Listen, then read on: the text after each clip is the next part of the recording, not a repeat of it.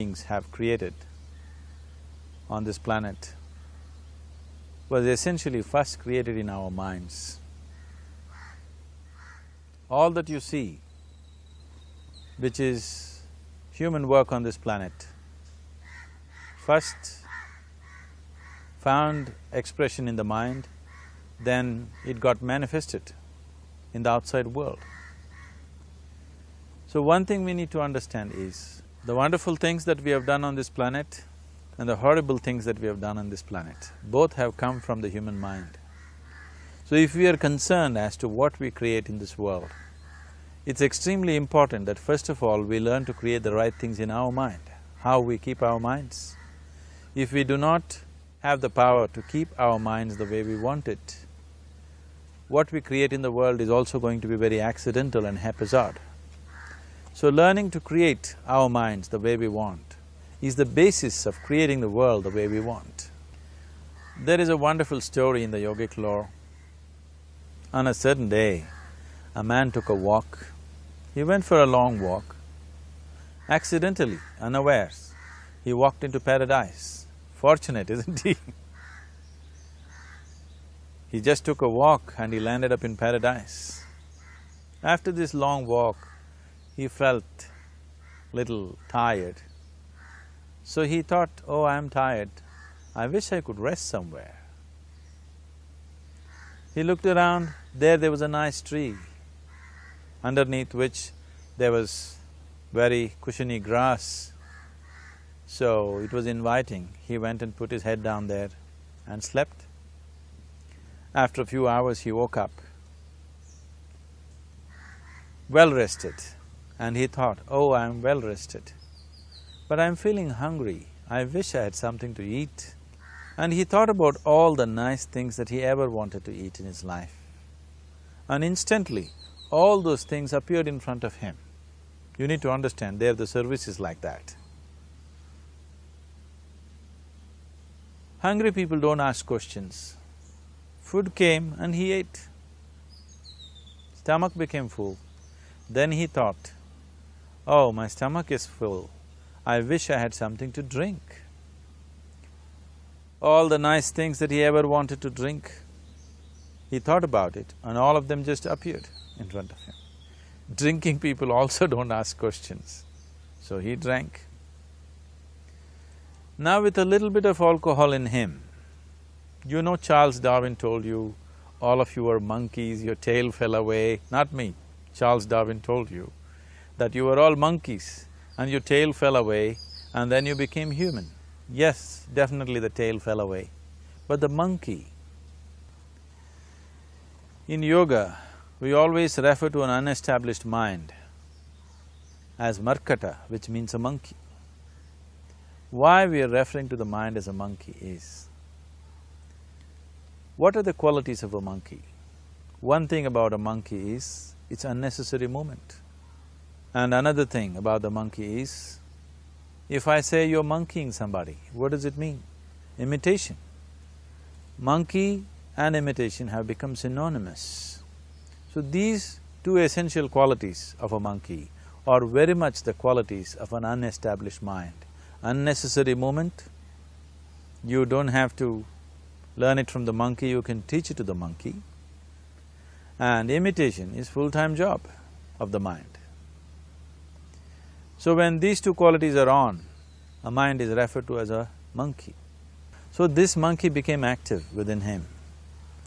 He just looked around, thought, what the hell is happening here? I asked for food, food came. I asked for drink, drink came. There must be ghosts around here, and ghosts came. Oh, the ghosts have come, they're going to surround me and torture me, he thought. Immediately the ghosts surrounded him and started torturing him. Then he started screaming in pain and said, oh, they're going to kill me, and he died. Just now he said he's a fortunate being. The problem is he was sitting under a kalpa vriksha or a wishing tree. He asked for food, food came, he asked for drink, drink came, he asked for ghost, ghost came, he asked for torture, torture came, he asked for death, death happened. Now don't go looking for these kalpavrukshas in the forest, you can barely find a tree these days. A well-established mind, a mind which is in a state of samyukti, is referred to as a kalpavriksha. If you organize your mind to a certain level of organization, it in turn organizes the whole system. Your body, your emotion, your energies, everything gets organized in that direction.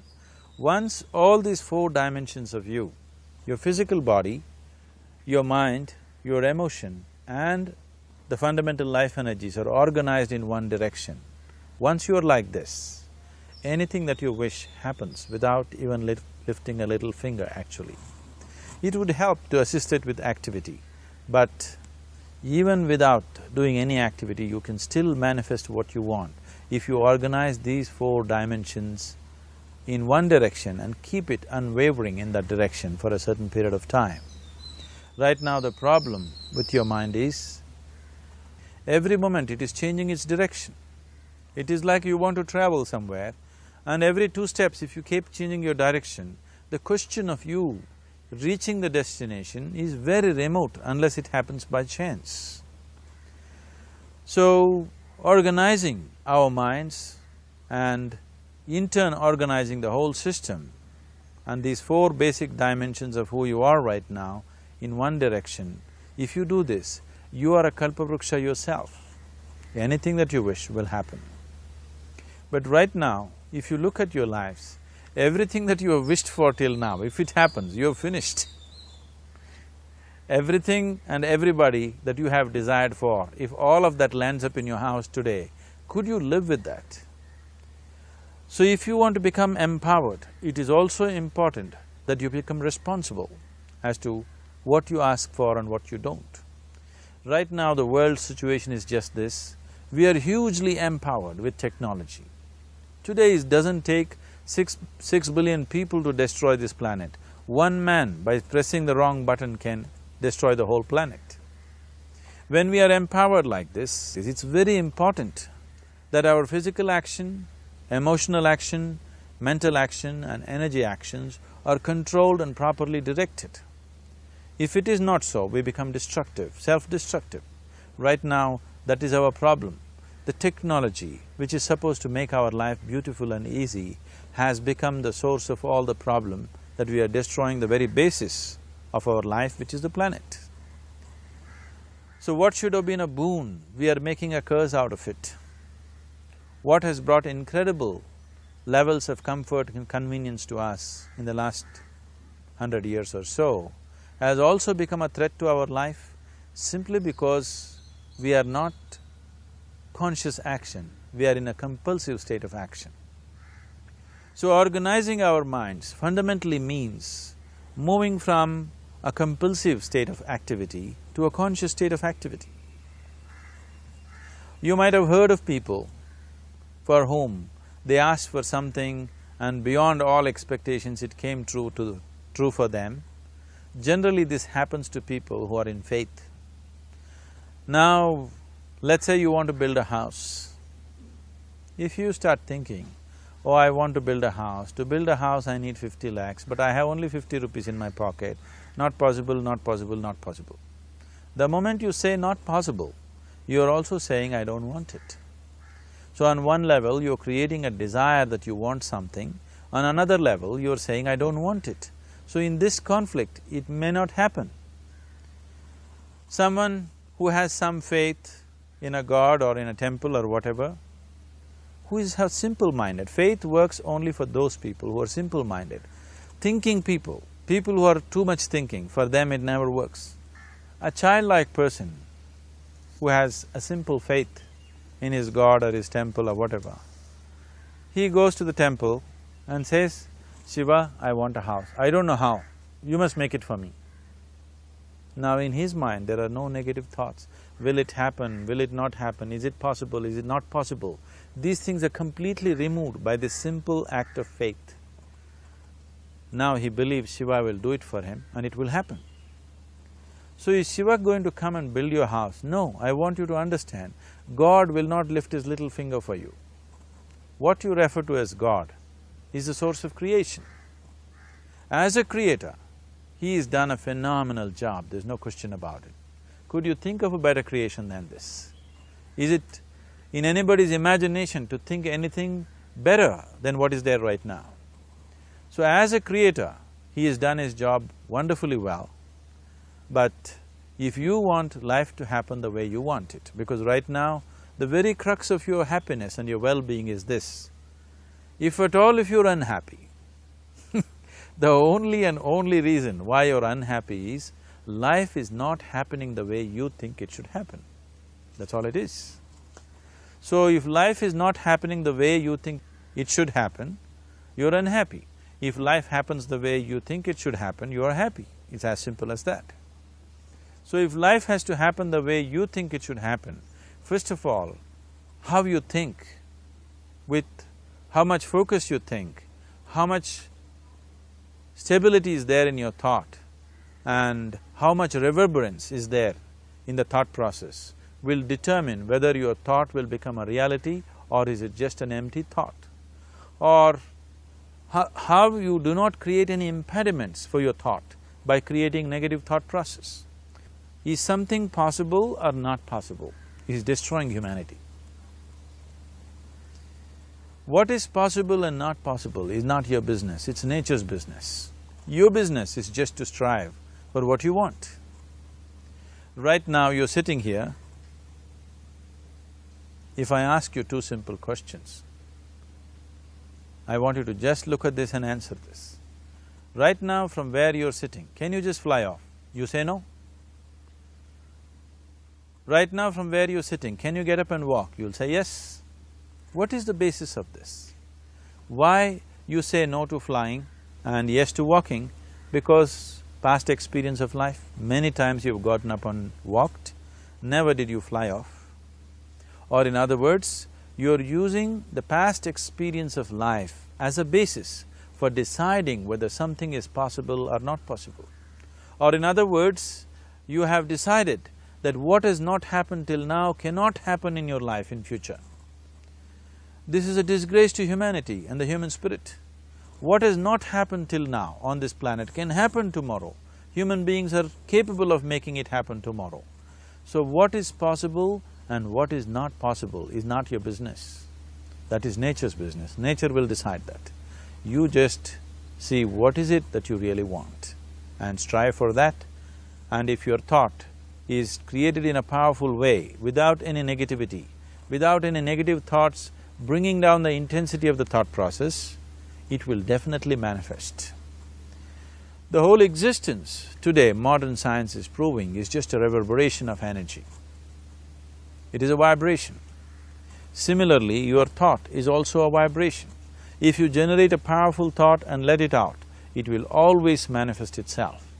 So generally, people are using faith as a means to remove the negative thought. Today, once you have become thinking human beings, your faith is not too deep. It doesn't matter how much faith you think you have, somewhere doubts always crop up. Right now, the way your minds are made, this moment, if God appears right here, you will not surrender to Him. You will want an investigation whether He is really God or not. With this kind of mind, you should not waste your time on faith. So there is an alternative, which is commitment. If you simply commit yourself to creating what you really care for, now once again, your thought gets organized in such a way, there is no such thing as whether it's possible or not possible. There is no hurdle in your thought process. Your thought flows freely towards what you want. Once this happens, making it happen will also naturally follow. So to create what you really care for, first and foremost thing is that what you want must be well manifested in your mind, that this is what I want. Is that what you really want? You must look at it, because any number of things in your life you have thought, this is it. The moment you reach there, you realize that's not it, it's the next one and the next one and the next one. So what is it that one really wants is one thing. First of all, we must explore. Once that is clear and we are committed to creating it, Now there is a continuous process of thought in that direction. Once you can maintain a steady stream of thought without changing direction, definitely this is going to happen in your life, or it will definitely manifest as a reality in your life. So, either you make this human form into a kalpa vriksha, or you make it into one big mess, which is happening all over. One reason why we have not created the kind of world that all of us would want to live in is, too many people are busy looking up. Too many people are interested in other planets, they're not interested in this planet. For every aspect of their life, they're checking out with other planets. And further, too many people are in service of heaven, they're not on service of this earth. I think right now we need people who are in service of this earth, not heaven. I believe if heaven is closer to divine than where we are, if that is so, I believe they're a little more organized than us, they don't need help from us.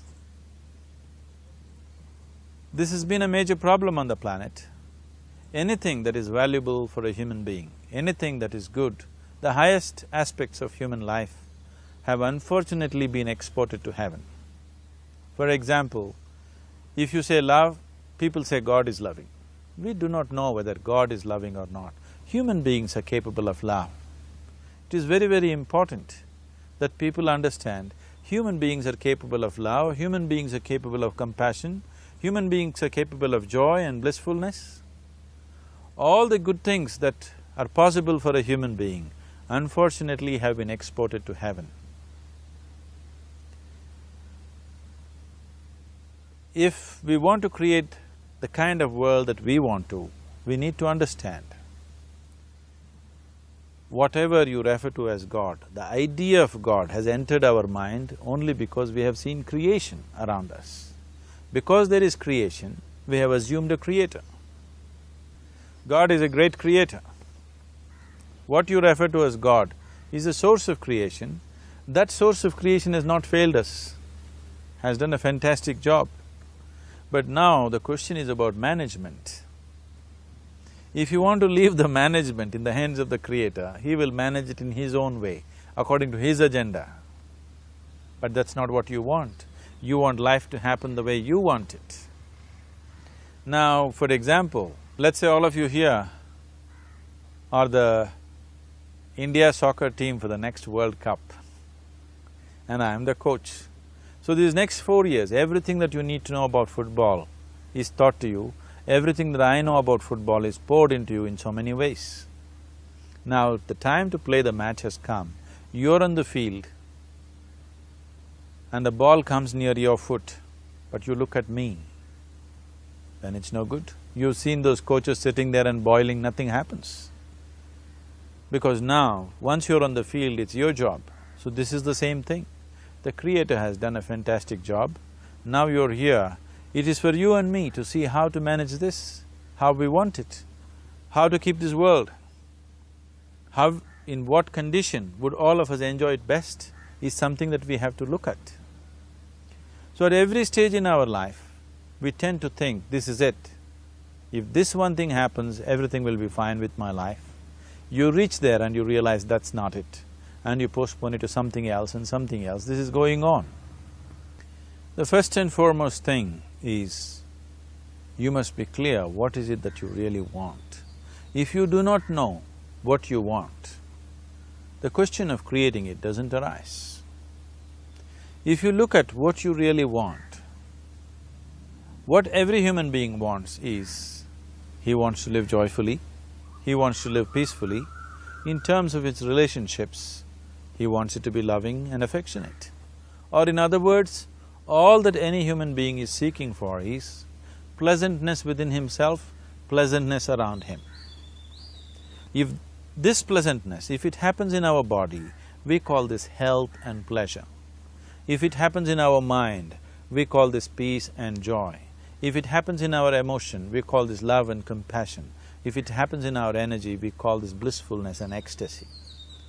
This is all that a human being is looking for. Whether he is going to his office to work, he wants to make money, build a career, build a family, he sits in the bar, sits in the temple, he is still looking for the same thing. Pleasantness within, pleasantness around. If this is what we want to create, I think it's time we addressed it directly and commit ourselves to creating it. So you want to create yourself as a peaceful human being, joyful human being, loving human being, a pleasant human being on all levels. And do you also want a world like this? A peaceful world, a loving world, a joyful world? No, I want greenery, I want food. When we say a joyful world, that means everything that you want has happened. So this is all that you're looking for. So all that you need to do is commit yourself to creating it, to create a peaceful, joyful and loving world, both for yourself and everybody around you. Every day in the morning, if you start your day with this simple thought in your mind, that today, wherever I go, I will create a peaceful, loving and joyful world. If you fall down 100 times in the day, what does it matter?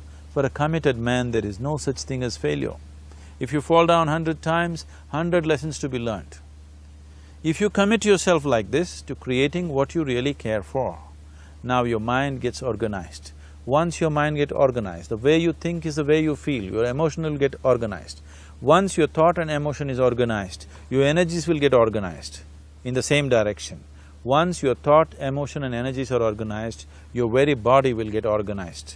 Once all these four are organized in one direction, your ability to create and manifest what you want is phenomenal. You are the creator in many ways. Why I am saying you are the creator is, I want you to look at the nature of your life right now.